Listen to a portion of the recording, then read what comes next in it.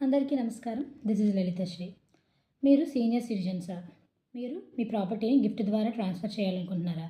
లేదా మీరు already gift ద్వారా ప్రాపర్టీని ట్రాన్స్ఫర్ చేశాక మీ పిల్లలు మిమ్మల్ని నెగ్లెక్ట్ చేసి మిమ్మల్ని ప్రేమ, ఆప్యాయత అంటే లవ్ అండ్ అఫెక్షన్స్‌తో ట్రీట్ చేయట్లేదా?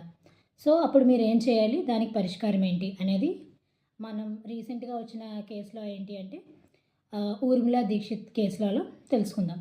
సో, ఎప్పుడైనా ఒక సీనియర్ సిటిజన్ తన చిల్డ్రన్‌కి ప్రాపర్టీని ట్రాన్స్ఫర్ చేసినప్పుడు, ఆ పిల్లలు ఎవరైతే ఉంటారో వాళ్ళు ప్రాపర్టీ ట్రాన్స్ఫర్ చేశాక వాళ్ళ పేరెంట్స్‌ని నెగ్లెక్ట్ చేసినా, లేదంటే వాళ్ళని లవ్ అండ్ అఫెక్షన్‌తో ట్రీట్ చేయకపోయినా, సో, ఆ పేరెంట్స్‌కి ఆ ప్రాపర్టీని తిరిగి తీసేసుకునే రైట్ అయితే ఉంటది మనకి.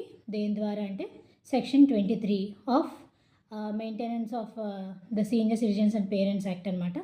సో, ఇది 2007లో వచ్చిన యాక్ట్.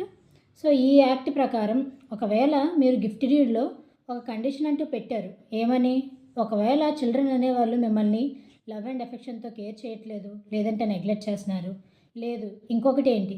ఇన్ కేస్ మీరు ఆల్రెడీ ముందే ట్రాన్స్ఫర్ చేశారు. మీకు ఎలా కండిషన్ పెట్టి ట్రాన్స్ఫర్ చేయాలి అని తెలియదు. సో, అప్పుడు కూడా ఒక రెమెడీ ఏంటి అంటే మీకు లీగల్ అంటే ఒక ఇంప్లాయిడ్ కండిషన్ ఉన్నట్టనమాట. అంటే మీరు ఎక్స్‌ప్రెస్‌గా అంటే మాటల రూపంలో మీరు అప్లికేషన్‌లో లేదంటే ఆ గిఫ్ట్ డీడ్‌లో మీరు ఆ కండిషన్‌ని పెట్టి ఉండకపోవచ్చు. కానీ మీరు ఎందుకు మీ పిల్లలకి ట్రాన్స్ఫర్ చేశారు అంటే వాళ్ళు తిరిగి మిమ్మల్ని లవ్ అండ్ అఫెక్షన్‌తో ట్రీట్ చేస్తారనే ఒక ఇంప్లాయిడ్ కండిషన్‌తో అది ట్రాన్స్ఫర్ చేసినట్టు కోర్టు పరిగణలోకి తీసుకొని, అలానే మీ ప్రాపర్టీని తిరిగి మీ ఆధీనంలో ఉండేలాగా కోర్టు చర్యలు తీసుకోవడం అనేది జరుగుతుంది.